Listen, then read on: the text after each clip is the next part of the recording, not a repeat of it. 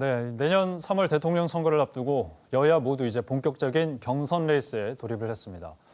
더불어민주당은 오늘부터 충청권을 시작으로 본경선 투표에 들어갔고 국민의힘은 경선 후보 등록을 마감했습니다. 갈수록 뜨거워지는 대선 전국. 오늘 부산을 찾은 원희룡 전 제주도지사를 저희가 만나보겠습니다. 예, 어서 오십시오. 예, 부산 시민 여러분 안녕하십니까? 네, 부산에 오셔서 바쁜 일정 소화하고 계신데 네. 내일까지 머무른다고 들었습니다. 어떤 일정 소화하고 계신 겁니까? 네, 오늘 예. 부산시장님 또 시의회 이렇게 두루두루 방문을 했고요. 예. 내일은 여러 시장이라든지 아니면 소상공인들 여러 계층의 부산 시민을 만나서 현장의 민심을 네. 들을 예정입니다. 그 공식적인 일정으로는 부산에 오랜만에 방문을 하셨는데 네.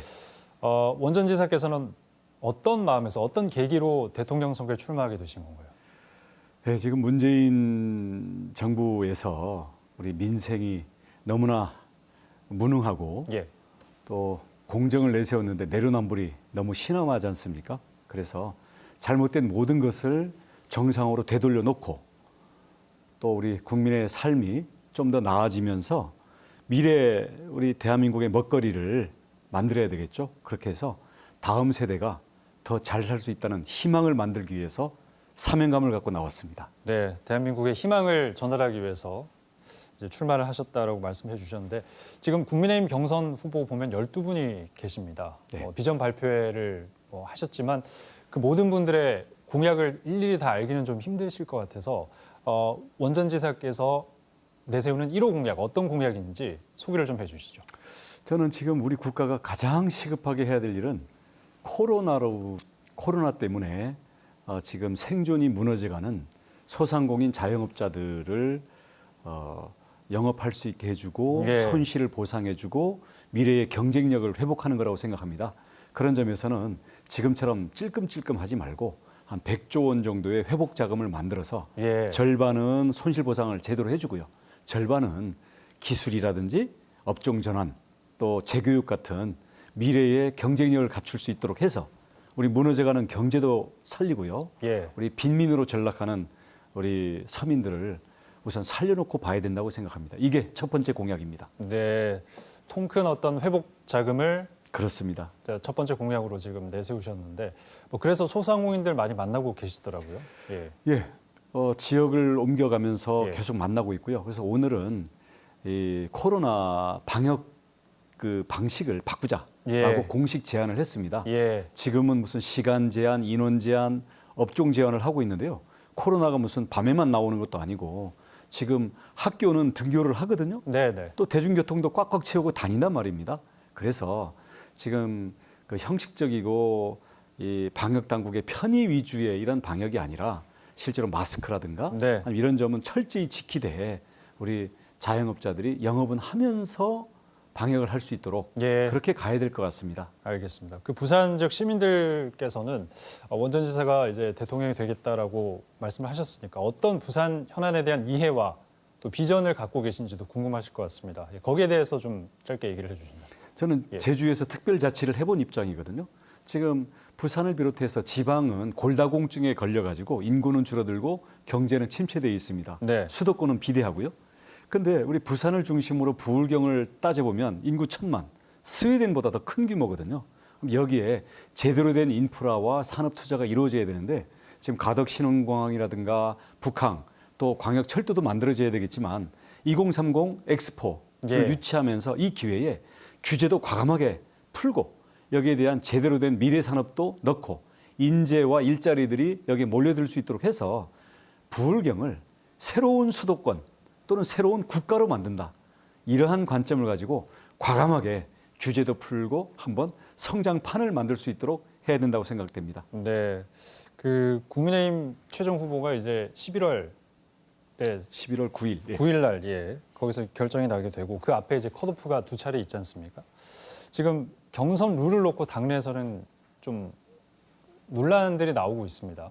예, 원 전 지사의 입장은 어떤 상황입니까? 뭐 이게 불리하냐 예. 유리하냐를 가지고 지금 뭐 아주 신경전이 치열한데요. 네네. 저는 선거관리위원회가 무엇이 정권 교체를 위해서 최선의 방법인지 찾아낼 것이라고 생각하고요. 예. 선관위에서 이렇게 결정하면 저는 무조건 따를 생각입니다. 지금 유권리를 떠나서요. 그 역선택 방지 조항에 대한 입장은 그러면 그것도 뭐 선관위 결정에 따르시겠다는 말씀. 그렇습니다. 무엇이 예. 정권 교체를 위해서 가장 좋은 방법인지에 대해서 최선의 방법 그리고 그 근거만 제시하면 예. 저는 유불리를 떠나서 철저하게 따를 생각입니다. 그러면 지금 선관위의 그 입장에 동의를 하신다는 말씀이십니까? 그러니까 최선의 방법을 찾아주실 거라는 믿음을 전제로 하는 것이죠. 논의를 할 필요가 있다라는. 네, 그렇습니다. 알겠습니다.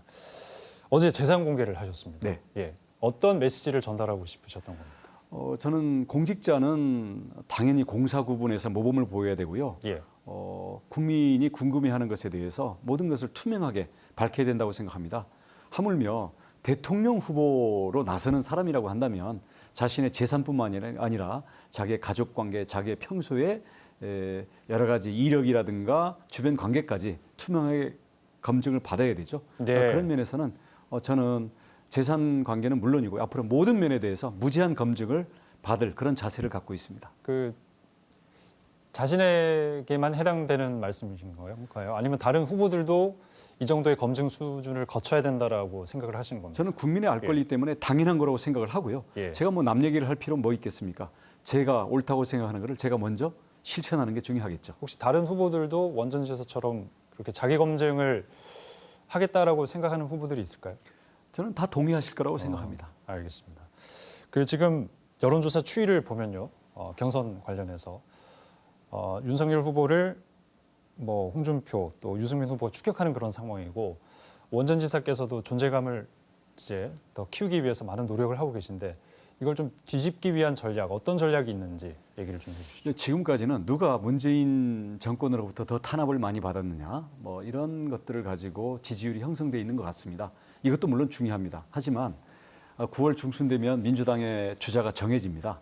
뭐 예를 들어서 이재명 지사가 민주당 후보로 결정이 됐다 그랬을 때 여기에 대해서 행정 경험이나 국가 운영의 능력 또 토론에서 맞붙을 수 있는 여러 가지 정리되어 있는 생각과 어떤 도덕성의 검증 이런 면에서 이재명 지사를 맞상대해서 꺾을 수 있는 오전 5승의 무패 후보로서 원희룡의 경쟁력 여기에 대해서 예. 국민들께서 이제 9월 10월 가면서 새롭게 재발견하게 되시리라고 믿습니다. 지금 저평가 우량주 또 도대체 왜 안 뜨냐 이런 말씀을 하시는데 네. 그 부분은 이런 새로운 계기를 통해서 제가 본선 필승 후보라는 것 그리고 문재인 정부보다 훨씬 국가 운영을 잘할 수 있는 그런 후보라는 것을 제가 국민들께 보여드릴 것이고요. 국민들께서는 그것을 잘 깊이 들여다봐 주시기를 부탁드리겠습니다. 예, 한 인터뷰에서 보니까 찬바람이 불면 이제 원희룡이 떠오를 것이다 뭐 이런 식으로 얘기를 하셨던 것 같은데 네.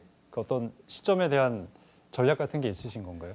예. 반전 포인트라는. 9월 중순이 되면요. 민주당 후보가 정해집니다. 그때 이제 그럼 말씀하신 거기에 대로. 서로 예. 이것을 맞대입해 보면 맞상대해서 누가 약점이 가장 없고 강점이 가장 큰가, 누가 흠은 없고 준비가 잘 돼 있는가 이 초점을 로 옮겨서 국민들이 평가를 하게 돼 있고요. 예. 또 그것은 막연한 이미지가 아니라 실제 토론과 검증의 치열한 과정을 통해서 국민들이 근거를 갖고 판단을 하게 되실 거기 때문에 분명히 원희룡에 대해서 새롭게 발견하게 되시리라고 믿습니다. 알겠습니다. 반등을 이룰 수 있을지 저희도 한번 지켜보도록 하겠습니다. 예, 열심히 하겠습니다. 네, 오늘 말씀 여기까지 듣겠습니다. 고맙습니다. 네, 감사합니다.